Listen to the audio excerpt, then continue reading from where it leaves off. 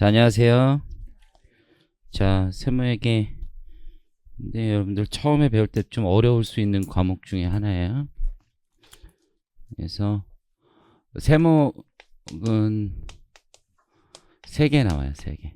세목은 잘 아시는 것처럼 회계사 시험은 상속세 및 증여세가 10점 나오고, 세무사 시험은 시험 범위에 상증세 뺀다는 말은 없어요. 그냥 세무회계라고 돼 있어. 그래서 세목이 따로 있는 건 아니야. 근데 전통적으로 3개 세목만 계속 나온 거고, 그래서 법인세법 50점 나오고, 그다음 소득세법 30점 나오고, 부가세법 20점 나와요. 그 시험장 가서 풀 때 난이도가 다 달라. 난이도가 보통 3명 정도, 뭐 돈 없으면 2명도 들어가는데 3명 정도 들어가서 나눠서 내거든요. 나눠서 상중하를 그 팀에서 이제 결정을 하는 거야. 상중하를 제가 상을 뭐 도박하고 비슷한데 제가 상 잡겠습니다, 하 잡겠습니다, 뭐 이렇게 하는 거거든요. 그래서 이게 상일 수도 있어. 이게 교수님도 난이도 다 알거든요.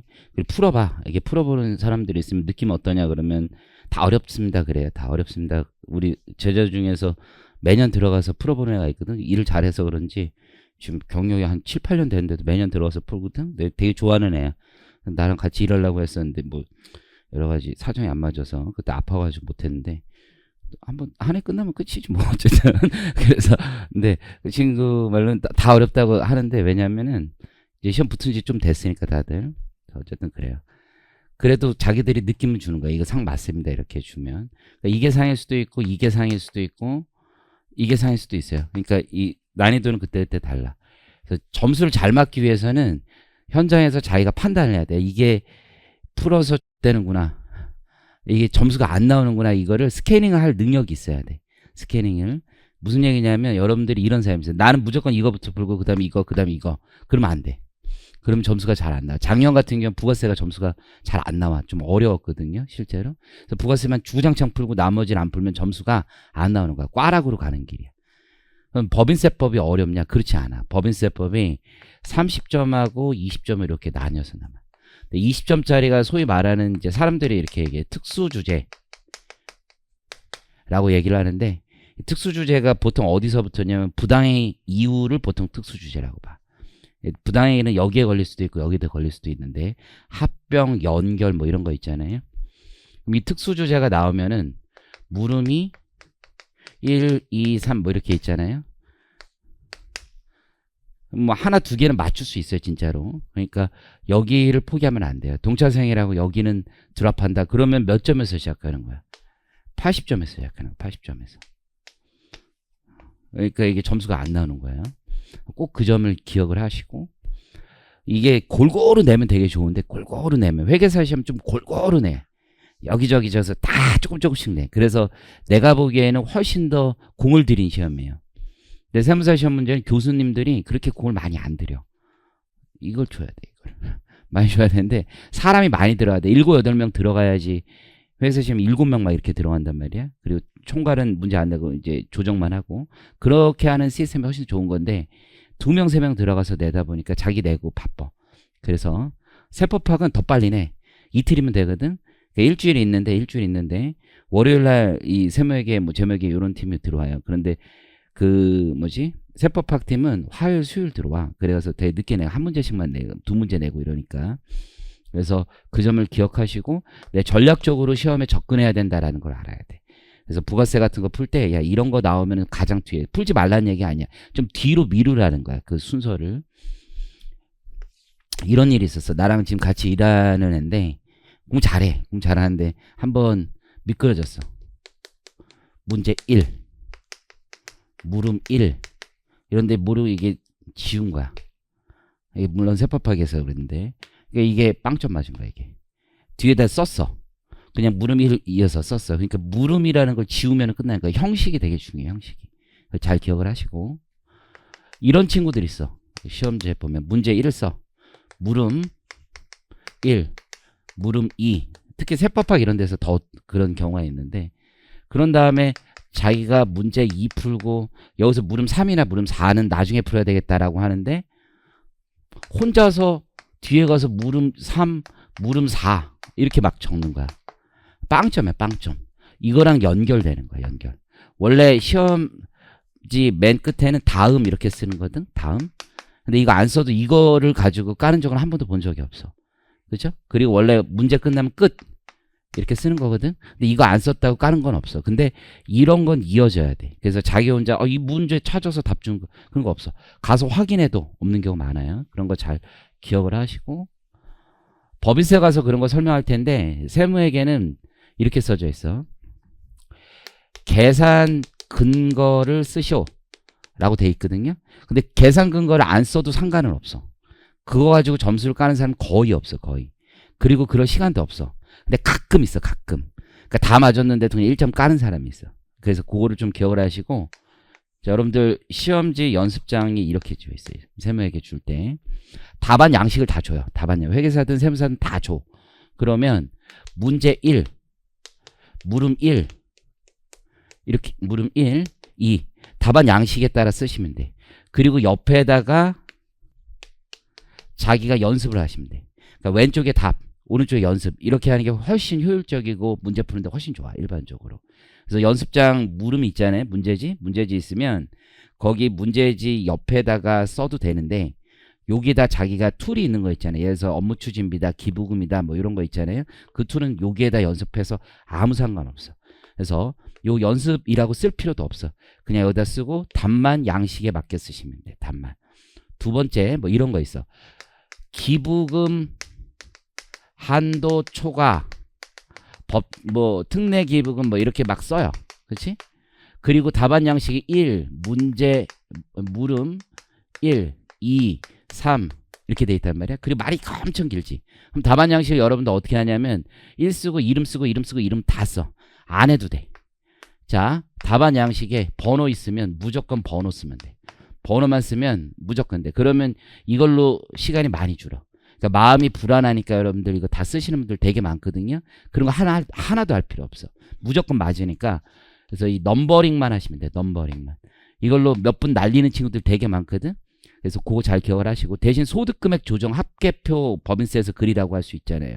그러면 과목 여기 금액 처분 이거 뭐 자대고 해도 되는데 그냥 이렇게 하셔도 돼. 상관없어. 이렇게 해서 잘 보이게만 하시면 돼. 세무에게는 글씨 상관없어. 숫자만 맞으면 돼. 근데 교수님 제일 짜증내는 애들이 뭐냐면 이런 거야. 200만 원 이렇게 있잖아. 그러면 혼자서 2라고 쓰는 애들이 있어. 그리고 위에다 단위 100만 원 이렇게 쓰시는 거인데 틀리진 않아 원래. 근데 그거 별로 그렇게 바람직하진 않아. 그냥 200만 원 쓰시면 되고 콤마 좀 제대로 찍어. 콤마 좀. 콤마 제대로 안 찍으면 짜증나. 그래서 콤마 같은 거 잘 찍고 그러시면 돼. 숫자만 위주로 본다. 그걸 잘 기억을 하시면 돼. 그리고 연습장 이렇게 활용한다. 물음 답안 양식 이렇게 푼다. 그리고 전략적으로 접근해야 돼. 전략적으로. 그럼 점수가 제일 이제 나중에 뜯어보면 잘 안 나오는 거 하면 뭐냐. 이 세 개 중에 이거야. 무조건 이거야. 왜 잘 안 나오냐면은 되게 디테일하단 말이야. 좀 그래가지고 이거는 아무리 디테일하게 여러분이 공부해도 유예생들이 일반적으로 조금 더 잘 봐. 근데 이게 쉽게 나올 때가 있어. 작년에 소득세법 쉬웠거든. 좀. 그러면 유예생, 동체생 큰 차이가 없어 이거는. 그래서 소득세법에 여러분들 모의고사 이런 거 봐도 점수가 잘 안 나와도 스트레스 받지만 원래 잘 안 나오는 거야. 공부를 아무리 많이 해도 제일 잘 안 나오는 과목 중에 하나가 소득세법이야. 법인세법은 모르겠어요. 우리 같이 수업한 친구들은 법인세 점수가 다 좋아 진짜 일반적으로. 그래서 법인세는 스피드가 빨라야 돼. 스피드가. 이 부가세 법인세가 스피드가 중요하고 얘는 좀 꼼꼼하게 읽어야 돼. 그래서 문제를 꼼꼼하게 읽는 방법을 여러분 좀 생각을 하셔야 돼. 그래서 여러분 2차 볼 때까지 유튜브를 보지 마. 유튜브를 첫 번째. 난독증에 빠져 있어 다들. 이게 잘 못 읽어. 꼼꼼하게 읽어야 돼. 꼼꼼하게 읽으면서 스피드를 내는 게 쉽지가 않아. 그러면 자기가 툴이 있을 거 아니야. 툴을 완벽하게 기억을 하고 스피드를 올리기 위해서 문제를 진짜 꼼꼼하게 봐야 돼. 정말 꼼꼼하게 봐야 돼. 그거를 연습을 하는데 내가 뭐 책 팔아 먹으려고 하는 거 아니야. 진짜 저 책에서 연습을 하실 때 여러분 패드 같은 거 가지고 공부해도 좋은데 이게 연습하실 때 나 패드 가지고 이제 수업할 때는 패드 하는 거 다 좋다고 생각하는데 연습할 때는 책에다 놓고 자기 형광펜 같은 거 있죠. 밑줄 팍팍 꺼가면서 해. 두 권, 세 권 사도 상관없어. 내가 자주 얘기했는데 종민이 수학책을 사잖아요. 그럼 두 권, 세 권 똑같은 거 다 사 우리 집은. 그래가지고 틀린 거 다시 풀고 할 때도 그냥 깨끗한 거에 다시 시작해. 그래서 옛날에 있는 거 흔적 보면 잘 안 된단 말이에요, 여러분들. 그래서 그냥 자기가 문제 풀 때 진짜 형광펜 쳐가면서 공부하시는 게 훨씬 좋아. 왜 형광펜이 왜 장점이 있냐면 문제 풀 때 숫자를 잘 안 놓쳐. 딱 보면서 이거구나 이거구나 이거구나 쳐가면서 하시는 게 좋아. 그리고 뭐 테크니컬 건데 그건 이제 나중에 설명을 할 텐데 부가세다. 그러면 시험장 가서 여러분들이 공부하는 친구들이 있어요. 시험을 보러 갔는데 공부를 하러 있어. 이게 테크닉 같은 거예요. 예를 들어서 24년 지금 2기 확정이 나올 수도 있고 1기 확정이 나올 수도 있잖아. 그럼 시험지가 이렇게 있잖아. 그러면 문제를 보면서 맨날 이거 공급 시기가 이게 걸려 있잖아. 근데 혼자서 다시 위로 올라가서 이게 확정이구나. 또 내려와서 우리가 금방 왔잖아. 금방 까먹잖아. 그래서 또 언제였더라? 2기 확정이래. 이라고 있어. 그냥 옆에다가 2기 확정 옆에다 다 써놓고 시작해. 3초면 돼. 3초. 맨 위에 있잖아. 그러면 라인이 있을 거 아니야. 1번부터 쭉 있잖아. 그럼 2기 확정, 2기 확정 다 써놓는 거야. 그러면 옆에서 보면서 툭툭 하기 때문에 잘 안 까먹어. 그러면서 쓸데없는 시간을 줄인다고. 그러니까 시간을 줄이는 방법에 대해서 좀 고민을 하셔야 되는데 스스로 고민하면 좋은데 잘 안 되니까 지금 설명을 드리는 거야. 그게 제일 중요해. 그래서 전략적으로 풀면 5점에서 10점 정도 차이가 나. 진짜로. 올해 선생님 전 운이 안 좋았어요. 부가세법도 풀었는데 부가세 완전히 작살났어요. 나머지는 풀 시간이 없었어요. 이게 최악인 거야. 그래서 스캐닝을 해서 이거 대충 보면 안단 말이에요. 공부 열심히 했으면 아무리 동차생이라도 이게 뭐가 점수가 나오겠다, 뭐가 안 나오겠다 이런 게 느껴져. 물론 이제 세세하게 들어가서 운이 좀 있을 수도 있지만 딱 보면 나와. 보면 어느 정도 나와요. 그래서 어느 문제를 나는 먼저 풀겠다라고 먼저 선점하지 마세요. 가서 분위기 보고 나 이거 하겠다. 그래서 여러분들 답안지가 이렇게 써도 상관없어. 문제 1 풀고 그 다음 답안지에 문제 2 풀고 문제 3 풀어도 되는데 문제 2부터 해도 상관없어. 문제 2 그리고 물음 1 이렇게 해도 상관없어요. 이것만 맞추기만 하면 돼. 문제. 그렇기 때문에 문제 순서대로 꼭 쓰지 않아도 됩니다. 꼭 쓰지 않아도 되니까. 근데 그래서 또 불안해서 그런 친구들이 있어. 문제 1 넣고 그 다음 2, 3 요거를 좀 한 대충 몇 장 놓고 하는 친구들이 있는데 그러다가 여러분들 어떻게 돼? 아까 같은 현상이 일어나는 거야. 내가 얘기했던 문제 1에 물음 4를 저 뒤에 가서 쓰고 막 공간이 없으니까 어쩔 수 없잖아. 그럼 또 어떻게 하면 혼선이 있으니까 그렇게 굳이 하지 말고 푸는 순서대로 쭉 푸시는 게 조금 더 나아. 세법학은 좀 심해 그게. 왜냐면 내가 어느 정도 글을 쓸지 잘 감이 안 오거든. 근데 세무에겐 그렇게 심하진 않아. 세무에겐데 2권을 썼다 이런 친구들 없어. 그러니까 16페이지 한 권 주거든요. 한 권 안에서 다 끝나. 세무회계를 2권 썼다. 이상한 애야 걔. 지금 세법학을 2권 썼다 가끔 있어. 2권 쓰면 점수 많이 나오네. 그렇지 않습니다. 2권 쓴 애 치고 그렇게 점수 많이 나오는 애 본 적은 없어 내가. 한 권만 써도 돼 다. 그래서 전혀 그렇지 않으니까 그 점 잘 기억을 하시고 그래서 꼼꼼하게 공부하시고 꼼꼼하게 어떻게 해야 돼? 읽어야 돼. 읽는 거가 굉장히 중요합니다. 그래서 저도 읽다 보면은 이게 실수할 때가 되게 많거든요. 그래서 누구나 다 실수하는 거야. 그래서 그 실수가 반복되지 않게끔 노력하는 게 제일 중요해. 문제 풀 때 평소부터 연습할 때부터 형광펜 치고 밑줄 긋고 아 이런 거구나. 숫자 까먹지 않고 서로 연계성 잘 지켜가면 됩니다. 우리 순서는 어떻게 할 거냐면 소득세하고 법인세하고 부가세 할 겁니다. 내 유예반은 부가세, 소득세, 법인세 이렇게 하거든. 근데 여러분들 소득세를 일단 이제 동차할 때 그래도 이론적인 차이가 별로 없어. 이론적인 차이가. 그래서 법인세만 조금 더 난이도가 있는 거고 객관식에서 여러분들이 문제를 열심히 풀어봤으면 세무에게는 객관식 두세 문제를 합친 것뿐이야. 합친 것 뿐이고 그 난이도가 막 갑자기 급격히 올라가고 이런 거 아닙니다 여러분들. 그래서 얼마나 테크닉하게 푸느냐 이게 되게 중요하다고 생각을 하셔야 돼. 자 그러면 소득세부터 가보겠습니다. 자 소득세 이자 소득 배당 소득 가봅니다. 총칙은 세무회계와 상관이 없어요. 이자 배당 소득. 그럼 보통은 어떻게 나오냐면 소득세 30점 중에 많이 나오면 금융소득이 10점 나와. 많이 나오면 적게 나오면 6점 정도 나와. 6점 정도. 그래서 금융소득이 10점 나온다는 얘기는 뭐냐면 세액 계산이 같이 있다는 거예요. 세액 계산.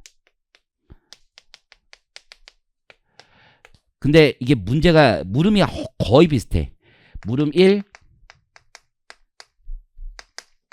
금융소득 중에서 이자소득 총수익금액, 이자소득의 총수익금액 넘버링 이렇게 돼 있단 말이에요. 그럼 가가지고 이거 다 쓰고 있지 말고 그냥 약 1번만 쓰면 돼. 물음 1. 2가 보통 배당소득 총수익금액, 3이 배당 가산액이야. 일반적으로. 그러면 자료가 보통 몇 개 있어. 1번부터 많으면 10개까지 나오기도 하는데 요즘은 그렇게 많이 안 나와. 6, 7개 나와. 6, 7개. 6, 7개. 그러면 이 중에서 하나 틀리면 싹 다 틀릴 수도 있어.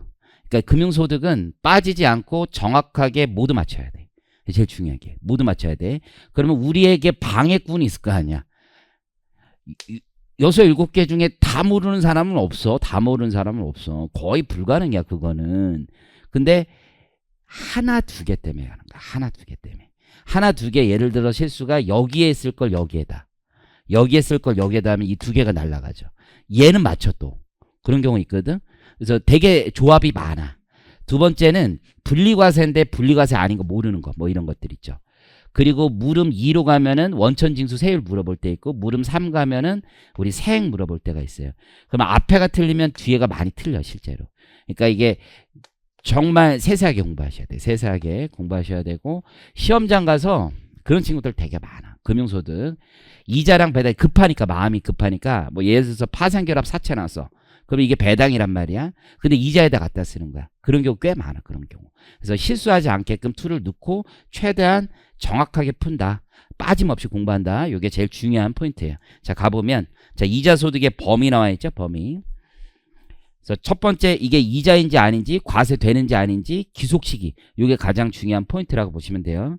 자 과세 대상 이제 원칙 나와 있죠. 첫 번째 양가로 1번이 채권 증권의 할인액입니다. 할인액. 자 채권 증권 할인액은 이런 개념이지. 내가 채권을 샀어요. 그러면 나중에 발행법인에 가면은 1억을 받을 수 있어. 근데 내가 9천만 원에 샀어. 9천만 원. 그러면 나중에 이 1,000만 원 차이가 할인액이 되는 거예요. 그래서 회사채를 사던 국가채를 사던 국채를 사던 지방채를 사던 이 할인액은 다 과세. 그러면 쟁점은 뭐냐? 첫 번째 중도 보유이자 있죠. 중도 보유이자 어떻게 과세할 거냐. 그래서 이 보유이자도 과세를 하되 귀속 시기가 중요한 거야. 귀속 시기. 귀속 시기는 중간에 팔았을 때 24년 1월 1일에 팔아도 앞단에 있는 이자 한꺼번에 과세하는 거야.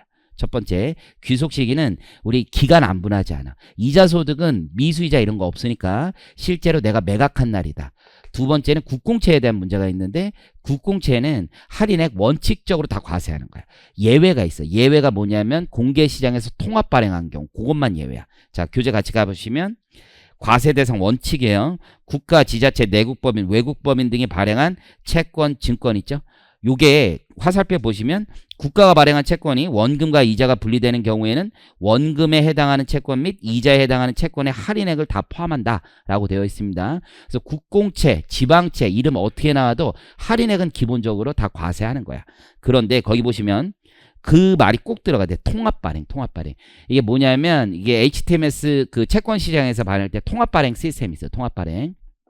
그래서 그 통합 발행하는 경우는 이거 싸게 팔고 싶은 거야. 국가 입장에서는 비과세 혜택을 주고 싶은 거야. 그럼 사람들이 더 시장에 많이 들어오겠지. 왜냐면 부자들은 종합과세가 되니까 절반 정도 날린단 말이야. 그러니까 통합 발행하면은 할인액은 과세하지 않겠다라고 하고 있어요. 그래서 거기 통합 발행이 제외된다라고 기억하시고, 자 그다음에 물가 변동채. 자 거기 보시면 국가가 발행한 채권인데 원금이 물가에 연동되는 채권의 경우는 원금 증가분이 있고 쿠폰이 있는 거야. 물가 변동채가 매년 쿠폰 주고 원금을 증가시켜서 어떻게 하냐면 업해. 실제 이게 실무가 굉장히 문제가 되는 게 뭐냐면 1억짜리 채권을 샀는데 물가상승률, 한국은행 물가상승률 있잖아. 그거만큼 업해 준단 말이야. 그럼 2%를 업해. 그러면 나 원금이 1억 200이 되는 거야.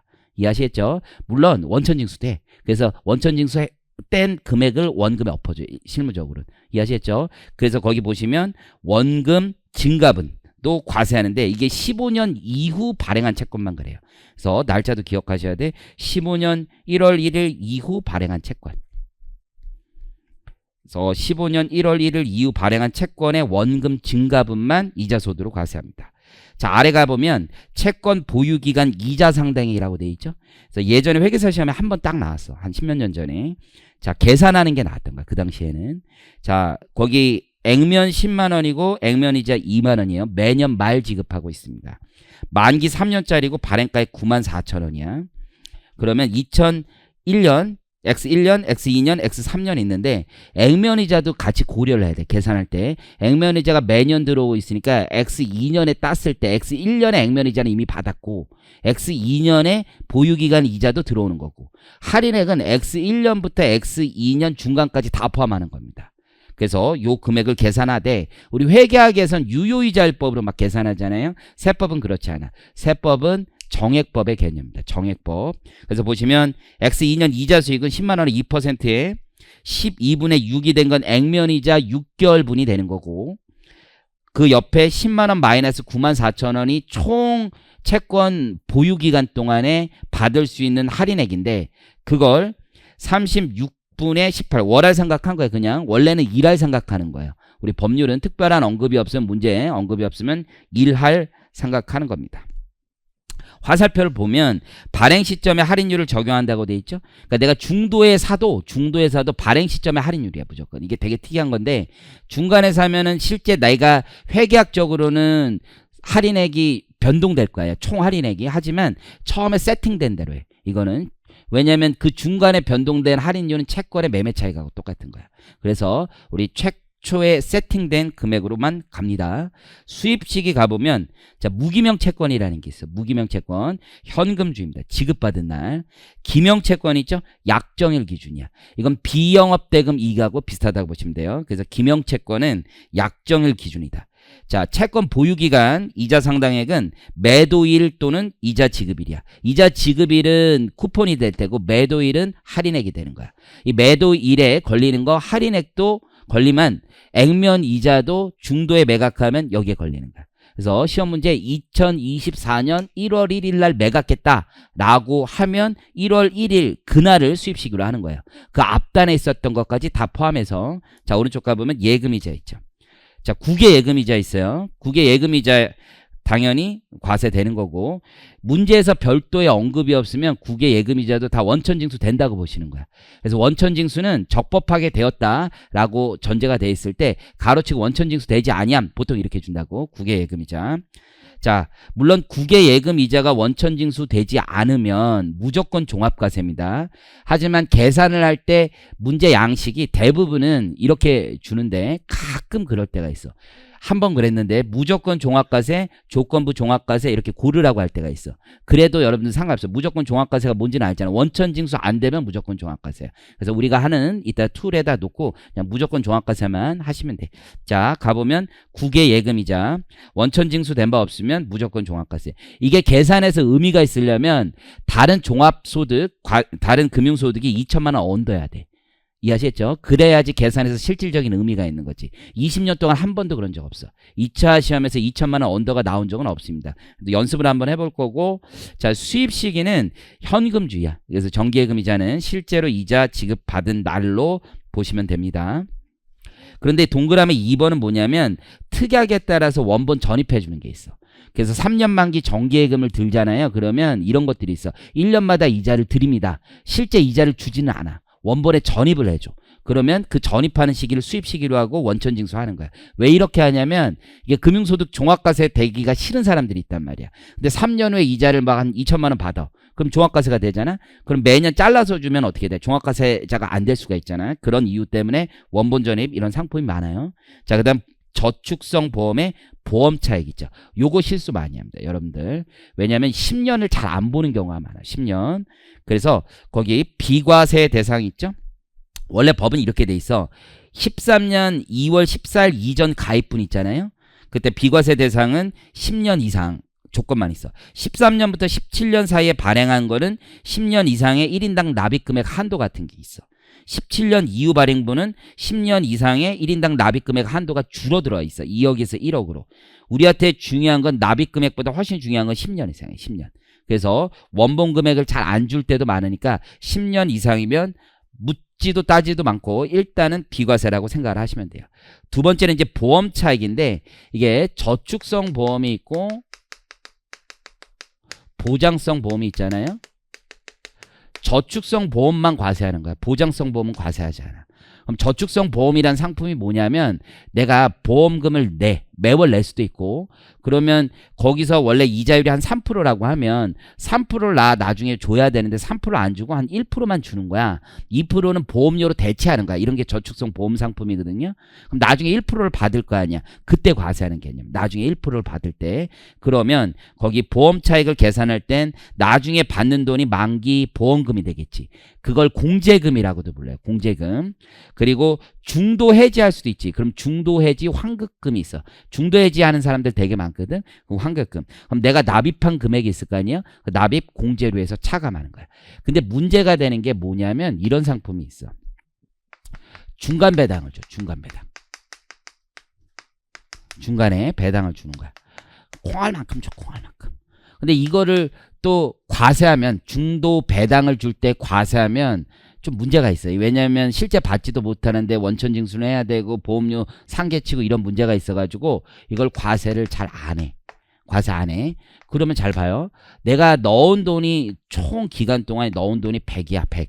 근데 나중에 이 만기에 받은 돈이 한 105야. 105. 근데 중간에 받은 돈이 있을 거야. 아니야. 그게 3. 뭐 한 번 있었다고 해봐. 3. 그럼 난 총 받은 돈이 얼마야? 108인 거야. 108. 그리고 넣은 돈이 100이잖아요. 그러면 요 3을 이때 과세할 거냐 아니면 이때 가서 과세할 거냐가 문제가 되는데 이때 가서 과세하는 개념이에요. 개념 자체가. 그래서 이때 과세하지 않고 이때 과세한다. 근데 법조문의 표현이 어떻게 돼 있냐면 볼게요. 보험 기간 중에 배당금을 지급받은 경우 납입보험료에서 차감하다 이렇게 돼 있어. 그 얘기는 뭐냐면 납입보험료가 100인데 납입보험료를 얼마로 보겠다는 거야?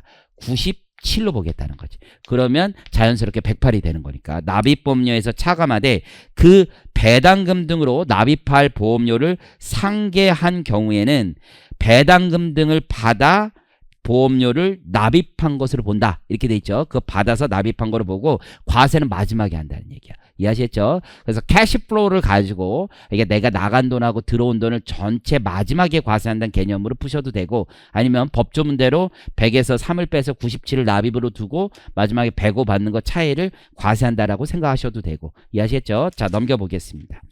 자, 네 번째 환매 조건부 채권의 매매 차익. 여러분들이 채권의 매매 차익, 채권의 매매 차익은 과세하지 않는다 이러다 보니까 또 환매라는 말이 붙어 있어도 비과세 막 이러고 가는 친구들이 있어. 단순한 건데 하지만 이미 금융기관과 사전에 약정이 돼 있는 거야. 그래서 거기 환매 조건부 채권의 매매 차익 있죠?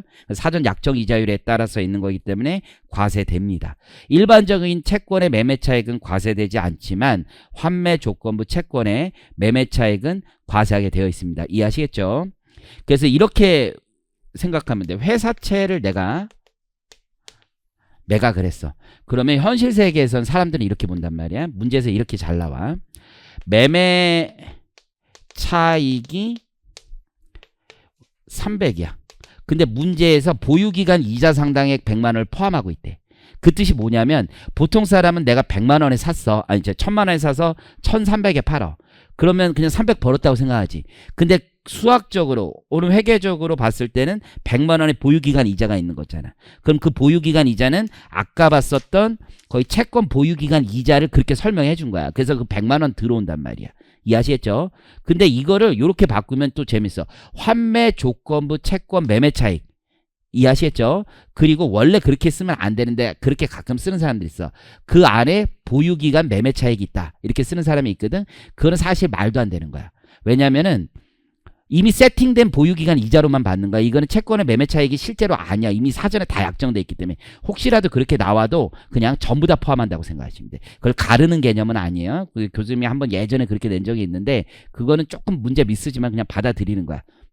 우리 함께하고 있는 거 맞죠? 그래서 환매 조건부 채권의 매매 차익은 가르는 게 없어. 전부 다 이자 소득이야. 그래서 보유기간 이자 이런 거 없고 그냥 전부 다 매매 차익 전부 다 이자 소득이라고 보시면 돼. 자, 수입 시기도 의미가 있는데 거기 보면 환 매수일, 환 매도일이라고 돼 있죠.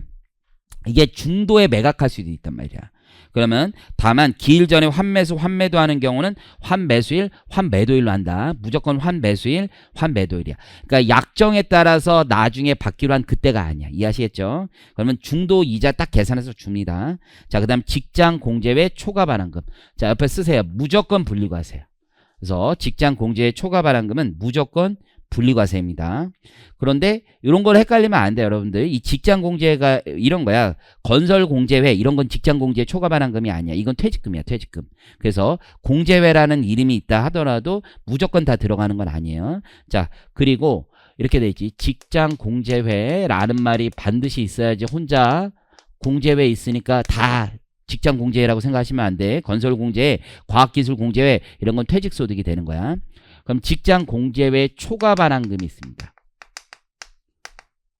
무조건 분리과세고 원천징수세액을 구할 줄 알아야 돼. 원천징수세액을 구할 수 있어야 됩니다.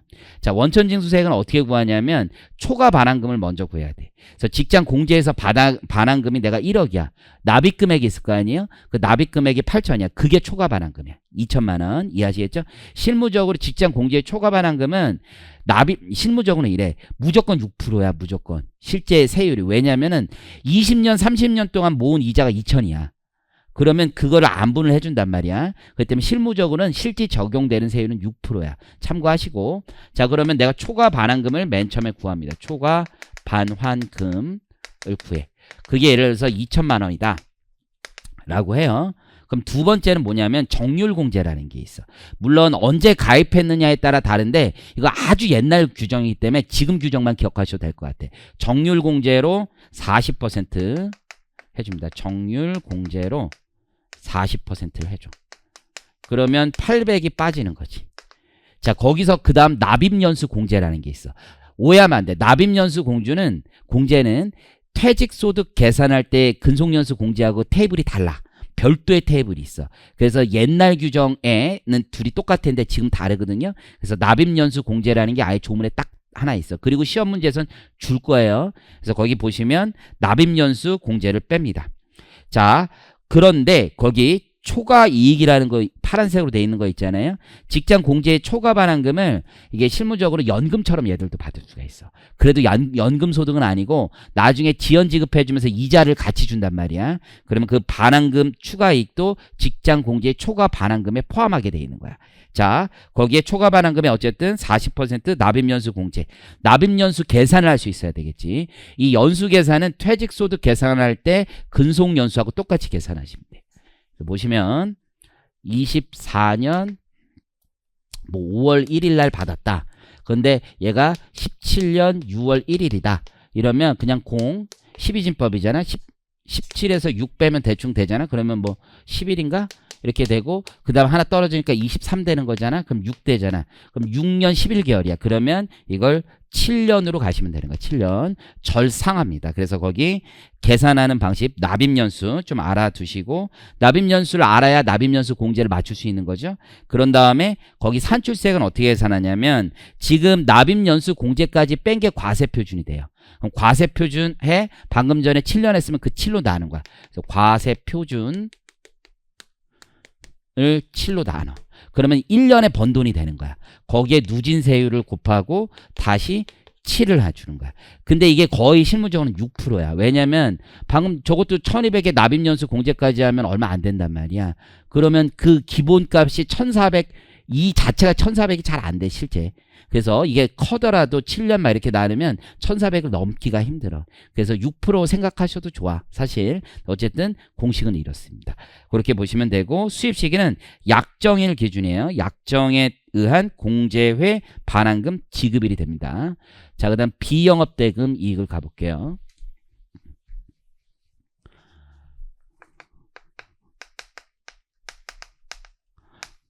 이게 영업이 아닌 걸 얘기하는 거죠. 그래서 친구들한테 뭐 돈 빌려주고 지인에게 돈 빌려줬다 뭐 이런 얘기가 있죠. 세무액에서는 첫 번째 이자 비용은 인정이 안 돼. 그래서 이자 소득 금액은 총수익 금액 그 자체가 되기 때문에 어디서 빌려서 돈 얼마 나갔다 이런 얘기 다 필요 없는 얘기예요. 이해하시겠죠? 두 번째는 이게 중간에 수입 시기가 언제냐 두 번째 쟁점이야. 그래서 약정일이 이때인데 이때 수령했어. 그러면 수입 시기 이때요. 자, 수령을 먼저 했어. 그런데 약정일이 이때일 수도 있잖아. 약정일.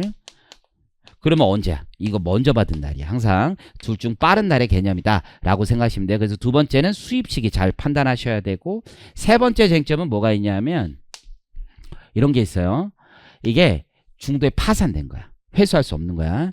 그래서 24년을 기준으로 보면 25년 5월 31일, 보통 성실사업자가 아니면 이때까지 신고기한이잖아요. 이전에 파산 등의 채무자의 파산 등의 사유로 회수 불능이에요. 회수 불능이다 라고 하면, 이때 내가 설령받은 이자가 있다 하더라도 그 이자를 원금을 먼저 받은 것으로 본다라는 규정이 있잖아요. 그래서 결국 내가 1억을 빌려줬는데 1억을 빌려줬는데 이때 500을 받았어. 근데 회수 불능으로 인해서 최종 원금 회수한 게 예를 들어서 1억을 못 받고 한 9,700 받았어. 그럼 토탈리 받은 건 얼마예요? 1억 200이잖아요. 1억 200과 1억을 빼서 200만 받았다라고 생각을 하시면 돼. 그게 핵심이라고 보시면 되고, 교재 같이 가보시면 뭐 정의야. 대금업 사업자의 경우에는 사업소득이 되는 거고, 비영업이니까 대금업을 하는 건 아니고 총수익 금액 계산 특례 규정이 중요합니다. 비영업 대금의 이익의 총수익 금액을 계산할 때 해당 과세기간에 발생한 비영업 대금의 이익에 대하여 과세표준 확정 신고 전에 비영업 대금의 그 이익이 채무자의 파산, 강제 집행, 블라블라블라에서 회수할 수 없는 경우에는 그 회수한 금액에서 원금을 먼저 처감한다는 얘기입니다. 그 케이스를 같이 한번 보시면 X1년 1월 1일에 대여한 비영업 대금의 원금 3천만 원에 대하여 발생한 이자 300만 원을 X1년 12월 30일 날 실제 수령을 했습니다. 수령을 하고 X2년 5월 1일에 파산으로 2,800만 원만 회수합니다. 그러면 나머지 원금 채권은 회수 불능한 것으로 확정이 됐어. 토탈리 받은 금액은 3,100만 원이잖아요. 그럼 3,100에서 3,000을 빼면 100만 원만 과세표준 확정 신고 전에 사유 발생으로 해서 얻은 이익이 되는 거죠. 이해하시겠죠? 내가 옛날에 모의고사에 한번 이런 적 있어. 300을 약정일이었던 거야. 약정일. 근데 못 받았어. 그리고 원금은 2,800만 원만 회수했어. 그랬을 때 다들 100만 원 적는데 그건 빵원이야. 빵원. 약정일이 돼도 회수하지 못했잖아. 회수한 금액이 있어야 출발하는 거야. 파산 등이 있으면 회수한 금액이 있어야 출발하지, 약정됐다고 무조건 과세하는 건 아니란 말이야. 조문을 봐도 지금 의미 이해하시겠죠? 자, 그 다음에 사례 2번 가보시면 4천만 원에 대해서 발생한 이자 400만 원을 이것도 수령을 한 거야. 근데 5월 30일 이후에 지금 회수 불능 사유가 발생한 거잖아요. 그랬을 땐 확정된 이자에 대해서는 끝이다. 그래서 이게 세법학에서도 이게 경정 청구가 안 된다 그런 얘기 배우실 텐데 400으로 픽스돼서 끝난 겁니다. 오케이. 수입 시기 있죠? 수입 시기는 방금 말씀드린 대로 약정에 의한 지급 일을 원칙으로 하는데 거기 단서가 있죠. 다만 이자 지급일에 약정이 없거나 약정에 의한 이자 지급일 전에 이자를 지급받는 경우, 그땐 거기 맨 끝에 있죠? 이자 지급일이 되는 거예요. 그리고 또는 이런 거야. 회수 불능으로 난 심하게 쳤어. 끝냈어. 근데 얘가 좀 슬금슬금 살아나가지고 돈을 좀 갚어. 그러면 그때는 거기 보시는 것처럼 이자 지급일을 수입 시기로 본다라고 보시면 돼요. 자, 원천징수세율 25%. 요게 시험장에서 우리 나중에 이렇게 할 텐데 연습을, 이게 금융소득일수록 답안지 왼쪽 쓰고 오른쪽에 연습장 쓰는 게 되게 중요하거든요. 그래서 이자, 배당, 일반 배당, 그리고 출자, 이렇게 세 가지로 나눠서 우리가 풀 건데 이 비영업 대금의 이익이 있으면 무조건 25%. 무조건 25% 적는 거예요. 이해하시겠죠? 자, 여러분들이 문제에서 이럴 수가 있어. 원천징수 안 했다. 그래도 25% 적어놔. 왜 25% 우리가 쓰려고 하는 거야? 나중에 비교 산출세액 때문에 하려고 하는 거야. 이해하시겠죠? 그리고 만약에 물음 1, 2, 3을 연속으로 보시되 원천징수세액을 구하라 라고 했잖아. 그러면 원천세 적어. 연습할 때 그냥 원천세 적어도 돼. 그리고 이게 만약 원천징수 안 됐다 그러면 여기다 이렇게 쓰면 되는 거지. 그건 대신 비교산출세액 할 때는 이거 까먹으면 안 돼. 원천징수가 안 돼도 비교산출세액은 무조건 25%야. 비영업대금의 이익인데 국외 비영업대금의 이익이 있을 수도 있잖아요. 그것도 무조건 25%야. 그래서 비영업대금의 이익은 비교산출세액 할 땐 무조건 25%야. 그래서 비교산출세액 때문에 적어 놓는 거예요. 그래서 안 까먹어야 돼. 안 까먹는 거니까 25%를 무조건 여기 툴에다가 넣어놔야지 안 까먹어. 이해하시겠죠?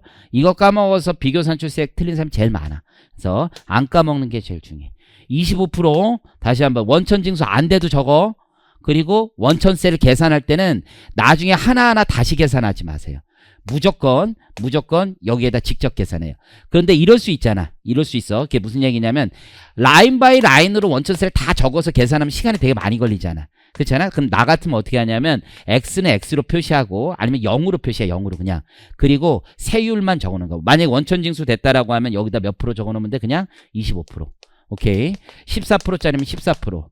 9%짜리면 9%짜리 이렇게 적어놓고 나중에 계산기로 한 방에 두들겨서 합산해도 돼요. 그래서 원천세 라인을 문제 풀 때 반드시 같이 하는 게 훨씬 더 효율적이고 안 틀리는 거야. 나중에 여러분들 우리가 그런 경우 되게 많다고 학생들 보면은 계산기를 두들겨. 근데 답이 잘 안 맞았지 여러분들.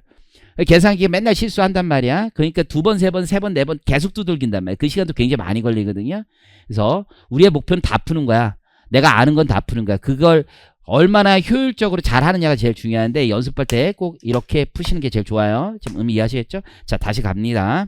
그래서 25% 비영업대금액은 9개 원천징수 안 되든 뭐하든 비교산출세액은 25% 잘 기억을 하시고 상업보험 할인료라는 게 있어. 이것도 비영업대금이익이에요. 상업보험 할인료라는 게 뭐냐면 여러분들 팩토링하고 비슷하다고 생각을 하시면 돼요. 이 상황은 이런 거예요. 갑이 있어요. 그리고 이 갑이 을에게 뭐 한 거예요? 물건을 팔았어요. 그리고 어음을 받았어요. 근데 만기까지 기다리기 힘든단 말이야. 그러니까 이걸 병에게 가서 할인해서 매각을 해요. 그럼 병은 나중에 원금 찾으러 가지. 이 상업보험 할인료에 있어서 지금 이자 수익의 주체는 갑을병 중에 누굴까? 갑을병 중에 누굴까? 상업보험 할인료의 이자 소득의 주체는 누구예요? 세 명 중에 하나잖아. 갑, 을. 자, 다 틀리네요. 병이죠, 병. 자, 병은 얘한테 원금 이게 1억짜리야. 1억짜리인데 할인해서 산단 말이야. 그러니까 9,700에 사. 9,700만 원에. 그래서 만기에 가서 얘한테 돈 받는 거야. 얘한테 돈 빌려주고 이자 여기서 받는 거야. 근데 얘가 받을 이자를 내가 대신 받는 거지. 지금 의미 이해하셨어요? 팩토링을 안 배웠나? 어음을 할인한다는 얘기는 들어봤지. 어음 만기까지 3개월 기다리려니까 얘가 되게 힘들단 말이야. 자금이 압박이 있어. 근데 얘는 자금 여유가 있으니까 얘가 을에게 받을 어음을 얘한테 팔아. 그러면 얘가 이걸 1억 주고 사는 게 아니라 9,700에 사. 그래서 나중에 만기 가면 1억 받을 거 아니야. 그럼 난 9,700을 투자했고 1억을 받는 거야. 그래서 병이 이익을 얻은 거야. 이게 병의 비영업 대금 이익이 되는 거야. 이게 상업보험 할인료거든요. 그래서 그게 비영업 대금의 이자가 된다라고 보시면 돼요. 이해하시겠죠? 회계학에 팩토링이라는 개념이 있잖아요. 매출채권 할인이라는 개념이 있잖아요. 그거에 병 배우는 거죠. 자, 넘겨보겠습니다. 유형별 포괄주의라고 돼 있죠. 그래서 이자 소득의 징표는 금전 사용에 따른 대가를 지급받는 거예요. 금전 사용에 따른 대가. 자, 동그라미 2번 가보면 이런 게 있어. 주식시장에서도 이런 게 있고 주식도 있고 채권도 이런 게 있습니다. 자, 내가 채권이 있어. 채권. 이해하시겠죠? 근데 채권이 있는데 나는 만기까지 가져갈 확실한 생각이 있어. 그러면 금융기관이 이 채권을 가지고 공매도를 치고 싶은 애들이 있단 말이야. 채권. 증권회사들이 채권이 되게 많거든. 하루에도 내 이제 증권회사 지금 요즘 클라이언트가 생겨가지고 채권을 공부 많이 했거든.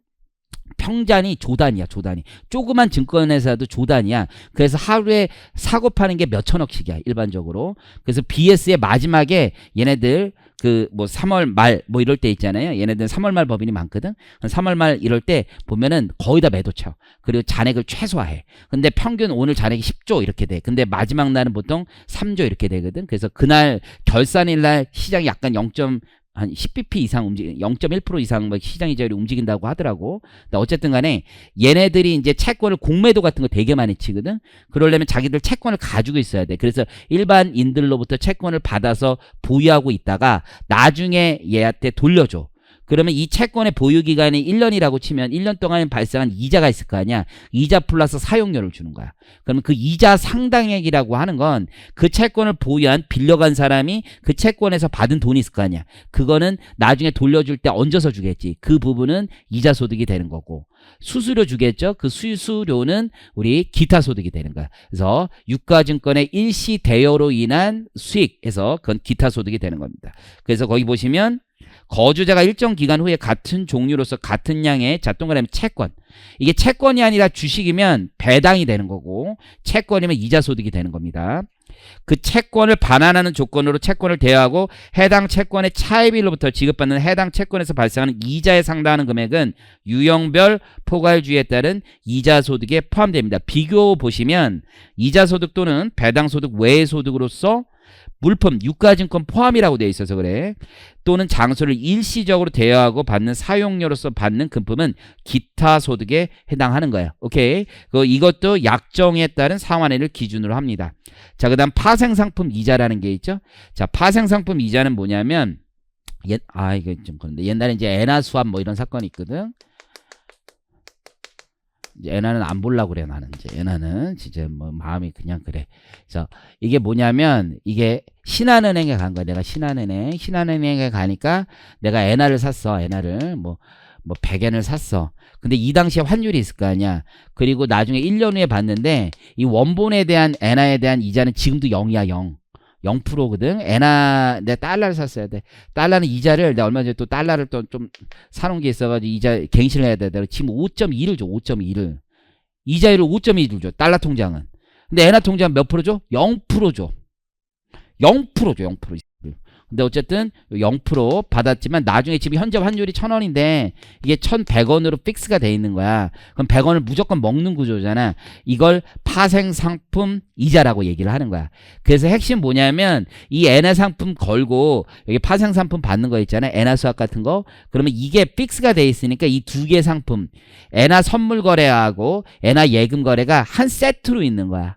한 세트로. 그게 되게 중요해. 세트로 있는 거야. 그래서 거기 시행령에 뭐라고 적혀있냐면 실질상 하나의 상품과 같이 운영된다고 돼 있지. 이랬을 때는 그 파생 결합 상품의 이익은 우리 파생 상품 이자가 된다는 얘기예요. 오케이, 이해하시겠죠? 자, 9번째 소위 말하는 노란우산 공제죠. 그래서 소기업 소상공인 공제부금이 있습니다. 자, 가입 시기가 중요한데 15년 12월 30일 이전, 16년 1월 1일 이후로 나뉘고요. 15년 이전에 가입한 사람은 운용수익만 이자수익이에요. 그리고 16년 1월 1일 이후 가입한 사람은 운용수익과 소득공제 받은 거 둘 다 퇴직소득입니다. 어제 신문에 보니까 그런 얘기가 있더라고. 노란우세 공제에 가입한 사람들이 지금 처음으로 돈을 받아간단 말이야. 이제 받아가는데 폐업 등의 이유로 많이 받아가. 폐업 등의 이유로 지금 받아간 게 요 소득으로 가세요. 이자 또는 퇴직소득으로. 그게 1조 2천억 받아갔다 그러거든. 올해 상반기만 지금 굉장히 많이 받아가고 있어. 사람들이 폐업을 많이 해가지고 그 돈을 좀 찾아 쓰고 있나 보더라고. 그래서 거기 보면 이자소득, 퇴직소득, 가입 시기에 따라 달라. 지금 이거는 뭐야? 폐업 등을 이유로 받는 거야. 폐업 등을 이유로. 폐업 등을 이유로 받으면 내가 폐업 신고만 하면 그냥 자연히 나와. 근데 폐업 전에 내가 받으려면 중소기업진흥공단 중소기업청인가 거기 가가지고 내가 중도인출 신청을 별도로 하는 거야. 그러면 왼쪽이 되는 거야. 임의해약이 되는 거야. 임의해약이 되면 폐업 전에 받는 게 되고 이건 기타소득이 됩니다. 그래서 소득공제 받은 분까지 기타소득. 그래서 첫 번째 하이라키는 뭐야? 이게 정상적인 수령이냐 아닌 폐업 전에 임의해약이냐를 보시고 임의해약이면 무조건 다 기타소득. 언제 가입식이 상관없어요. 하지만 만약에 임의해약이 아니라 정상적으로 수급받는 거다. 별도 신청을 하지 않고 그냥 내가 폐업했기 때문에 받는 거다라고 하면 거기 보시는 것처럼 15년 이전 가입자는 이자소득, 16년 이후 가입자는 소득공제 받지 못한 받은 원금에 대해서는 퇴직소득으로 과세한다. 잘 기억을 하시면 됩니다. 자, 오른쪽에 이자소득으로 보지 않는 범위라고 되어 있죠? 좀 쉬었다 하겠습니다. 시간 있으니까.